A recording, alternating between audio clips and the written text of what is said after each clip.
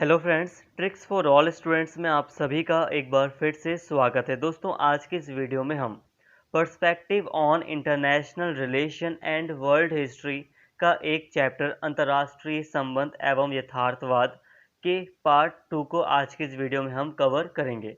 देखिए दोस्तों, जो पार्ट 1 था अंतर्राष्ट्रीय संबंध और यथार्थवाद का, उसमें हमने यथार्थवाद को पूरी तरह कवर कर लिया था, यथार्थवाद को पूरी तरह समझ लिया था। आज की जो ये वीडियो होने वाली है, इसमें हम नव यथार्थवाद को समझेंगे, जिससे कि ये हमारा पूरा का पूरा चैप्टर कवर हो जाएगा। तो बस आपसे यही उम्मीद करता हूँ कि आप हर बार की तरह वीडियो को एंड तक देखेंगे, और यकीन मानिए, आप अगर वीडियो को एंड तक देखते हैं तो सारी चीज़ें आपको समझ में आ जाती हैं। ये जो टॉपिक हैं वो इतने आसान नहीं है। अगर हम आपके सिलेबस को देखें, आपकी रिक्वायरमेंट को देखें, तो ये जो टॉपिक है वो इतनी आसान नहीं है कि आप 2 मिनट में इसको समझ जाओ। समझ सकते हो, बट अगर आपको बहुत लंबा लिखना है तो आपको काफ़ी चीज़ देर तक आपको यहाँ इसे समझना पड़ेगा, ताकि आप इसे अच्छे से लिख सकें, अपने आंसर राइटिंग में इसका यूज़ कर सकें, इसे समझ सकें। तो प्लीज़ फ्रेंड्स, वीडियो को एंड तक ज़रूर देखना।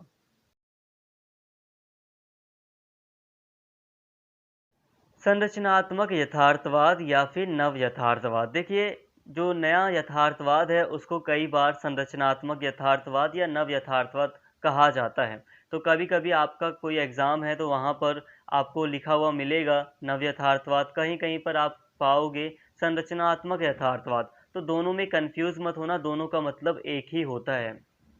इसके अलावा इसे समकालीन यथार्थवाद भी कहते हैं। मतलब आज का टाइम पे जो आधुनिक यथार्थवाद है, नया है तो आधुनिक है काफ़ी, तो इसे आधुनिक यथार्थवाद भी कहते हैं। समकालीन या आधुनिक यथार्थवाद को नव यथार्थवाद या संरचनात्मक स्ट्रक्चरल यथार्थवाद भी कहा जाता है। इसका उदय 1980 के दशक में वॉल्टर्स यानी कि केनेथ वॉल्ट्स के प्रभाव में हुआ। चाहे नव उपनिवेशवादी शक्ति की प्राथमिकता और उसके महत्व को स्वीकार करते हैं, फिर भी वे सभी घटनाओं का वर्णन अंतर्राष्ट्रीय व्यवस्था की संरचना के अनुसार करते हैं, न कि व्यक्तिगत राज्यों के उद्देश्यों के अनुसार। देखिए दोस्तों, अब ये नव यथार्थवाद है, ये इसके जो प्रमुख जो प्रवक्ता हैं वो केनेथ वॉल्टर्स हैं। वॉल्ट्स कहते हैं या वॉल्टर्स कह लो। तो जो केनेथ वॉल्ट्स हैं, ये इसके प्रमुख प्रवक्ता माने जाते हैं। जैसे कि जो पुराना जो यथार्थवाद था, जो यथार्थवाद जिसे हम नॉर्मली कहते हैं, उसे हम कहते हैं कि उसके प्रमुख जो प्रवक्ता थे, जो जो जिन्होंने प्रमुख भूमिका निभाई थी यथार्थवाद को देने में, वो मॉर्गन थाऊ थे। तो मॉर्गन थाऊ वहाँ यथार्थवाद में प्रमुख थे, और यहाँ पर जो नया यथार्थवाद है, इसमें केनेथ वॉल्ट्स जो हैं वो प्रमुख हैं। उन्हीं ऐसा माना जाता है कि उन्हीं के द्वारा ये जो नया यथार्थवाद है वो दिया गया है। नए यथार्थवाद में एक चीज़ ध्यान रखना कि जो केनेथ वॉल्टर्स हैं वो संरचनात्मक यथार्थवाद के रूप में इसके प्रवक्ता हैं, और यहाँ पर संरचन जो अंतर्राष्ट्रीय व्यवस्था है उस पर ध्यान दिया जाता है।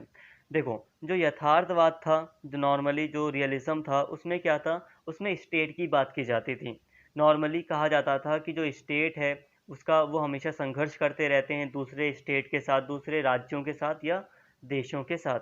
तो वहाँ पर एक स्टेट को अहमियत दी जाती थी, बट यहाँ पर स्टेट को अहमियत दी जाती है, ठीक है, बट यहाँ पर जब इंटरनेशनल रिलेशन की बात की जाती है तो यहाँ पर इंटरनेशनल सिस्टम पर ध्यान दिया जाता है कि आखिर अंतर्राष्ट्रीय व्यवस्था कैसी है, अंतर्राष्ट्रीय प्रणाली कैसी है। तो जो केनेथ वॉल्टर्स का जो नया यथार्थवाद है, इसमें अंतर्राष्ट्रीय प्रणाली पर ज़्यादा ध्यान दिया जाता है स्टेट की बजाय। देखा जाता है कि भाई देखो, जो अंतर्राष्ट्रीय प्रणाली है वो कैसी है, इस समय जो अंतर्राष्ट्रीय व्यवस्था है वो कैसी है। तो यहाँ पर व्यक्तिगत स्टेट के पर ध्यान देने की बजाय अंतर्राष्ट्रीय व्यवस्था पर ज़्यादा ध्यान दिया जाता है। अभी अगर आपको नहीं भी समझ में आया तो आगे डिटेल में आपको समझ में आ जाएगा। नव यथार्थवादी विचारकों के अनुसार राज्यों के आचरण का मुख्य तत्व अंतर्राष्ट्रीय व्यवस्था की संरचना होता है। अंतर्राष्ट्रीय व्यवस्था के विभिन्न संरचनाओं के विश्लेषण के द्वारा वे विश्व राजनीति के विविध आयामों या नियमों का वर्णन करते हैं। उनका विश्वास है कि इसकी व्याख्या केवल राष्ट्र हितों अथवा राज्यों की नीतियों के अनुसार नहीं की जा सकती है। देखिए दोस्तों, ये जो नया यथार्थवाद है, ये अंतर्राष्ट्रीय व्यवस्था पर ही ज़्यादा फोकस कर रहा है। देखो, जो यथार्थवाद था वो मानता था कि युद्ध होते हैं या शक्ति को बढ़ावा देना चाहिए, जो स्टेट हैं उन्हें अपनी पावर को बढ़ाना चाहिए और स्टेट ही प्रमुख हैं, स्टेट का जो राष्ट्रहित है वही सब कुछ है। ये यथार्थवाद ऐसी बातें करता था। नव यथार्थवाद पूरी तरह तो अलग नहीं है, बट यहाँ पर जो मेजर जो डिफरेंस है दोनों ही यथार्थवाद में, नए और पुराने में, वो ये है कि जो नया यथार्थवाद है वो अंतर्राष्ट्रीय व्यवस्था पर ज़्यादा ध्यान देता है। वो कहता है कि अगर हम अंतर्राष्ट्रीय राजनीति को समझना चाहते हैं, अंतर्राष्ट्रीय संबंधों को समझना चाहते हैं, तो उसके लिए पहले हमें अंतर्राष्ट्रीय व्यवस्था को समझना होगा कि अंतर्राष्ट्रीय व्यवस्था कैसी है। अगर हम अंतर्राष्ट्रीय व्यवस्था को समझ जाते हैं तो अंतर्राष्ट्रीय संबंधों को हम काफ़ी बेटर तरीके से समझ सकते हैं। देखिए दोस्तों, ये जो यथार्थवाद वगैरह है, नव यथार्थ है, ये एक सिद्धांत है। तो सिद्धांत मैं हमेशा की तरह कहूँगा कि सिद्धांत में पहले आपको समझाया जाता है कि ये जो चीज़ है वो ऐसी ऐसी है इस सिद्धांत के अकॉर्डिंग, और फिर उसमें सलाह दी जाती है कि जब ये वाली चीज़ें ऐसी ऐसी हैं तो आपको ये चीज़ें करनी चाहिए। जो यथार्थवाद था वो कहता था कि देखो, जितने भी स्टेट हैं वो आपस में संघर्ष करते हैं, इसलिए अब तुम जो भी स्टेट है उसे अपनी शक्ति बढ़ानी चाहिए। तो पहले वो समझाता था कि वर्ल्ड में क्या है कि सभी राज्य एक दूसरे से संघर्ष करते हैं, युद्ध करने के लिए तत्पर रहते हैं, विस्तारवादी नीति होती है सबकी, इसलिए सभी को सलाह देता था यथार्थवाद कि सभी को शक्ति अर्जित करने पर ध्यान देना चाहिए। तो ये यथार्थवाद ऐसा-ऐसा कह रहा था। बट जो नया यथार्थवाद है वो कहता है कि स्टेट ही सब कुछ नहीं होता, जो अंतर्राष्ट्रीय व्यवस्था है वो बहुत ज़्यादा इम्पोर्टेंट है। अगर आप अपने डिसीज़न लेना चाहते हैं, हमारा डिसीज़न कैसा हो किसी भी स्टेट का, या कोई स्टेट कैसा बिहेवियर रखता है किसी भी सिचुएशन में, अगर इन सभी चीज़ों को समझना है तो नव यथार्थवाद कहता है कि आपको अंतर्राष्ट्रीय व्यवस्था को समझना पड़ेगा। इसे एक उदाहरण से मैं समझाता हूँ। देखो दोस्तों, ये नव यथार्थवाद के अकॉर्डिंग अगर हम बात करें तो इंडिया का जो बिहेवियर है अमेरिका के प्रति, रशिया के प्रति, वो कैसा है। अगर हम इसे नव यथार्थवाद के अकॉर्डिंग देखें तो नव यथार्थवाद कहता है कि पहले आप अंतर्राष्ट्रीय व्यवस्था को समझें। देखो, अंतर्राष्ट्रीय व्यवस्था कुछ ऐसी है कि जो भारत का पड़ोसी देश चीन है वो काफ़ी ताकतवर है, और उसने भारत पर पहले इतिहास में आक्रमण भी कर रखा है, और आज के टाइम पर हम देखते हैं कि वो काफ़ी शक्तिशाली है। पैसे के मामले में भी वो भारत से आगे है, सैन्य क्षमता भी उसकी लगातार बढ़ती जा रही है। तो ऐसी विश्व व्यवस्था है जिसमें चाइना जो है वो काफ़ी ज़्यादा शक्तिशाली हो रहा है, और वो इतना शक्तिशाली हो रहा है कि आने वाले समय में जो अमेरिका है वो भी इस डर में है कि कहीं वो अमेरिका को पूरी तरह टक्कर ना दे दे। इसीलिए व्यवस्था ऐसी है कि अमेरिका चाइना को काउंटर करना चाहता है। अभी अभी ही अमेरिका चाइना को कम से कम, मतलब चाइना को चाहता है कि वो बेकार स्थिति में आ जाए, अमेरिका ये चाहता है। और भारत को भी अमेरिका का साथ की आवश्यकता है, और ऐसे में चाइना को काउंटर करने के लिए अमेरिका भी चाहता है कि भारत हमारे साथ आए। तो भारत और जो अमेरिका है, यूएसए, दोनों के जो हित हैं, जो दोनों का जो इंटरेस्ट है वो काफ़ी मिल रहा है। इसके अलावा जो आतंकवाद का मुद्दा है वो काफ़ी ज़्यादा, मतलब दोनों ही देशों को आतंकवाद ने प्रभावित किया है, तो दोनों ही देश इस मुद्दे पर भी एकजुट हो रहे हैं। तो इंटरनेशनल जो व्यवस्था है, इंटरनेशनल जो सिस्टम है, उसमें हम देख रहे हैं कि कुछ ऐसे मुद्दे हैं, कुछ ऐसे विषय हैं जिसको लेकर अमेरिका और भारत दोनों एक दूसरे के साथ आ रहे हैं। तो ये सारी जो चीज़ें हैं वो किसके ऊपर डिपेंड है, दोनों के रिलेशन इंटरनेशनल सिस्टम के ऊपर डिपेंड है। तो अंतर्राष्ट्रीय, तो नव यथार्थवादी यही कह रहे हैं कि भाई देखो, आप इंटरनेशनल रिलेशन को देखो, इंटरनेशनल जो सिस्टम है उसको देखो, जो अंतर्राष्ट्रीय व्यवस्था होगी उसी के अकॉर्डिंग जो स्टेट होते हैं वो व्यवहार करते हैं, और उसी के अकॉर्डिंग अंतर्राष्ट्रीय संबंध बनते हैं। जैसे कि हम देख सकते हैं, जब शीत युद्ध का दौर चल रहा था तो भारत और अमेरिका के रिलेशन अच्छे नहीं थे। क्यों नहीं थे? उसका एक कारण ये था कि शीत युद्ध का दौर चल रहा था। उस टाइम की जो सिचुएशन थी वो शीत युद्ध का दौर की सिचुएशन थी। उस समय जो विश्व था वो दो गुटों में बटा हुआ था। बट आज तो अंतर्राष्ट्रीय व्यवस्था बदल चुकी है। आज अमेरिका ही एकमात्र सबसे शक्तिशाली देश है। अगर बात की जाए कि सबसे ज़्यादा पावरफुल कौन है, तो अमेरिका है। तो आज जो सिचुएशन है वो अलग है, आज की अंतर्राष्ट्रीय व्यवस्था अलग है और आज की व्यवस्था के अकॉर्डिंग ही इंडिया और भारत के रिलेशन अच्छे हो रहे हैं। तो यहाँ समझ में आया होगा आपको कि नव यथार्थवादी यही कहते हैं कि जो अंतर्राष्ट्रीय सिस्टम है, जो अंतर्राष्ट्रीय व्यवस्था बनी हुई है, उसी के अकॉर्डिंग स्टेट को व्यवहार करना चाहिए और स्टेट उसी के अकॉर्डिंग व्यवहार करते हैं। तो एक तरह से ये फॉरेन पॉलिसी जो बनाते हैं उसके लिए ये भी एक आधार आधार देता है नव यथार्थवाद कि आपको इंटरनेशनल जो सिस्टम है, अंतर्राष्ट्रीय जो व्यवस्था है, उस पर ध्यान देना चाहिए कि अंतर्राष्ट्रीय लेवल पर क्या हो रहा है। पारंपरिक यथार्थवादी जहां युद्ध के कारणों की मानव प्रकृति से उत्पन्न मानते थे, युद्ध के कारणों को मानव प्रकृति से उत्पन्न मानते थे, वहीं नव यथार्थवादी अंतर्राष्ट्रीय संघर्षों को अंतर्राष्ट्रीय व्यवस्था की अराजकतावादी संरचना का परिणाम मानते हैं। उनका कहना है कि विश्व समुदाय के हितों की रक्षा करने तथा नियमों को लागू करने के लिए किसी केंद्रीय सत्ता का अभाव उत्तरदायी है। अन्य शब्दों में मानव स्वभाव मानव प्रकृति नहीं, बल्कि अराजक व्यवस्था के कारण भय, शंका, द्वेष तथा अंतर्राष्ट्रीय व्यवस्था में असुरक्षा जन्म लेते हैं। देखिए दोस्तों, ये जो परंपरागत जो यथार्थवादी थे, जो पुराने यथार्थवादी थे, जो यथार्थवाद का जो सिद्धांत था, वो युद्ध के कारण को मानव स्वभाव में मानता था। वो कहता था कि जो मानव का स्वभाव है वो ही कुछ ऐसा है कि युद्ध होते हैं। मानव का स्वभाव मैंने उसमें पढ़ाया था, जो यथार्थवाद का टॉपिक था उसमें मैंने आपको पढ़ाया था कि यथार्थवादी कहते हैं कि मानव का स्वभाव ही ऐसा है कि वो शक्ति के लिए हमेशा शक्ति चाहता है, सत्ता हासिल करना चाहता है और जैसा स्वभाव मानव का होगा वैसा ही स्टेट का होगा। तो इसी तरह स्टेट हमेशा शक्ति पाने की कोशिश करते हैं, सर्वोच्च बनने की कोशिश करते हैं और इसी कारण से युद्ध वगैरह होते हैं। तो यथार्थवादी जो थे वो ऐसा मानते थे। बट जो नव यथार्थवादी हैं वो कहते हैं कि ये जो युद्ध वगैरह होते हैं या जो इतनी अशांति बनी हुई है, उसका कारण है कि विश्व में अराजकतावादी स्थिति है। अब यहाँ पर ये अंतर्राष्ट्रीय व्यवस्था को ही बताते हैं।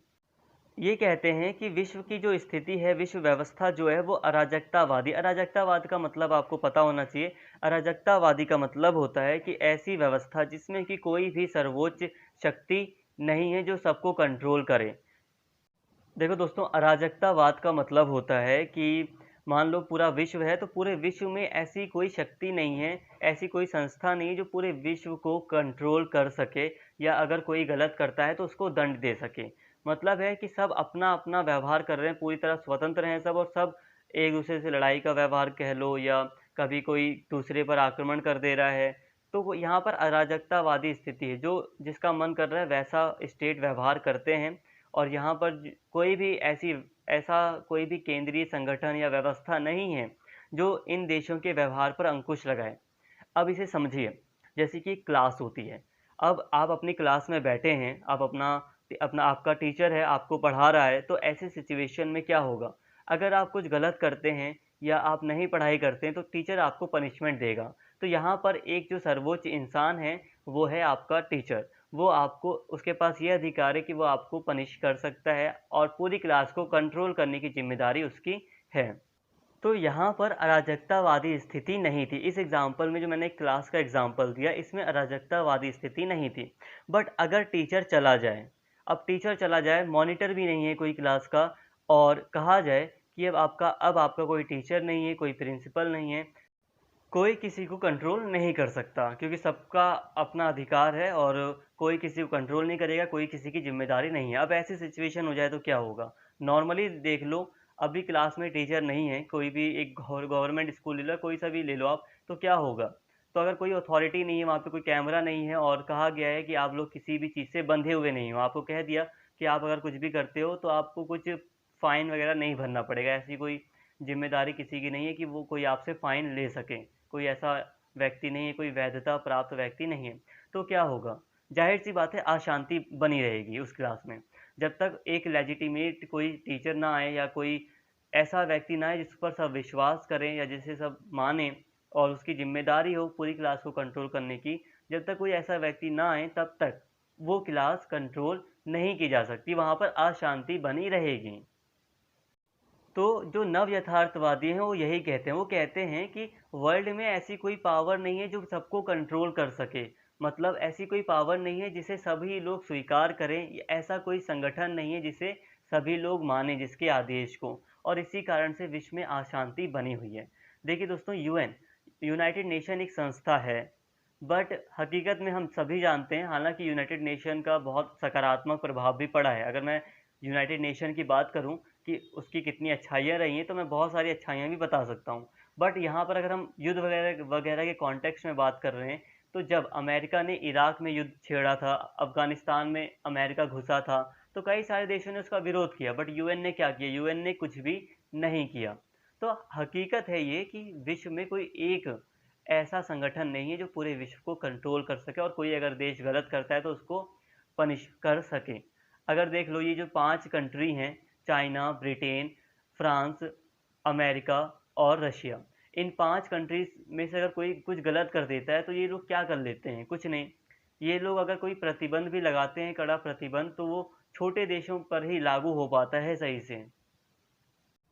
तो सिंपल है, जो नव यथार्थवादी हैं वो कहते हैं कि अंतर्राष्ट्रीय व्यवस्था इम्पॉर्टेंट है, और वो कहते हैं कि विश्व में जो अशांति, असुरक्षा बनी हुई है, उसका एक कारण सबसे बड़ा वो है, ये है कि विश्व जो है वो अराजकतावादी है। विश्व में कोई सुप्रीम पावर नहीं है, कोई एक केंद्रीय संगठन नहीं है।